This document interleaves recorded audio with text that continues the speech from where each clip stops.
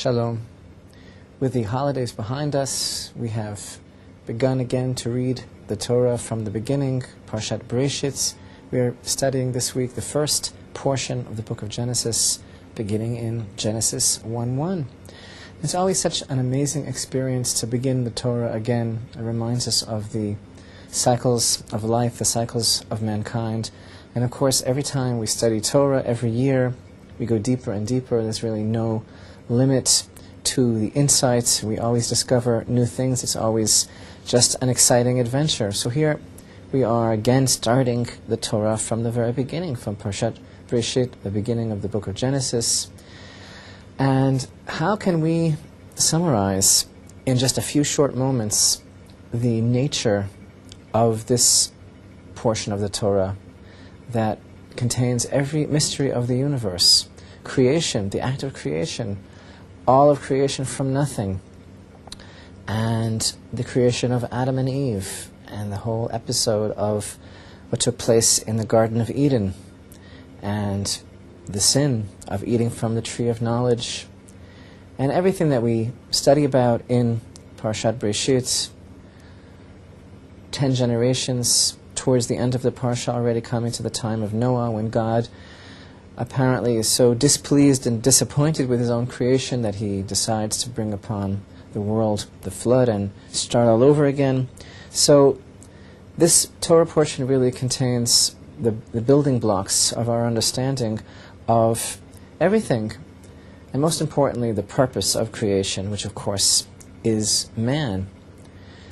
And of course, we remember, as we are now beginning another year of Torah study and rededicating ourselves and refocusing ourselves on the whole concept of what it means to have the opportunity and the blessing to study Torah, we realize that the point, the objective, is not just to amass more and more knowledge, and that's such an important thing for us to always remember.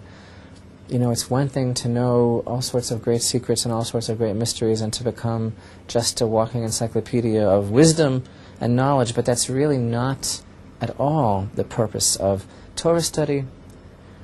The purpose of learning Torah is the effect that it has on our consciousness, on our spiritual development, most importantly on our character, on our midot, on our attributes.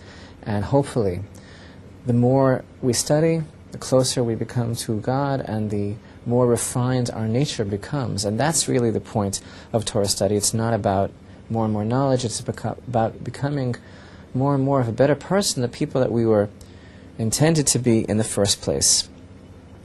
So clearly we have in this Torah portion all of these incredibly magnificent and huge and sprawling themes, but certainly the one that emerges the strongest from everything that we study about in Parashat Breishith is the concept that creation has a purpose, and that purpose is man. Man is at the center of creation, and really the purpose of God's creating man in this beautiful world is to know who God is.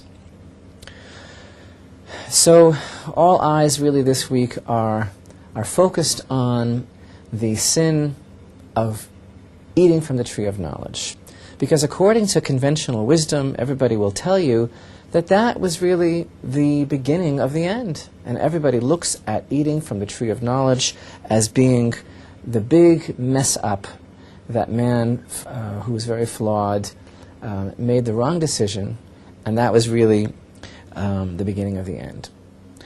But consider this insight, which is always one of my favorite ideas, very, very powerful concept, and it's the story that relates to the two great tzaddikim, Reb Elimelech and Reb Zushya, in the tradition of the Holy Master, the Baal Shem Tov. These two great tzaddikim who had tremendous spiritual power. They were very pure and very lofty souls.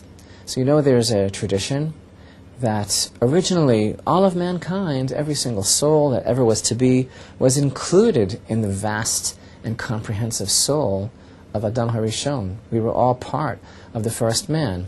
So according to this story, Reb Zushya, the brother of Reb Elimelech, turned to his brother at one point. Reb Zusha was very modest and self-effacing and realized that his brother, Reb Elimelech, was a tremendous spiritual powerhouse, very holy, very powerful soul. So he said to his brother, I can understand about myself, but you, how did you allow this to happen? And his intention was to ask his brother, when we were both parts of the soul of Adam, when we were still collectively part of Adam, of the first man, you were there. How did you allow Adam to do this? How did you allow Adam to eat from the tree of knowledge?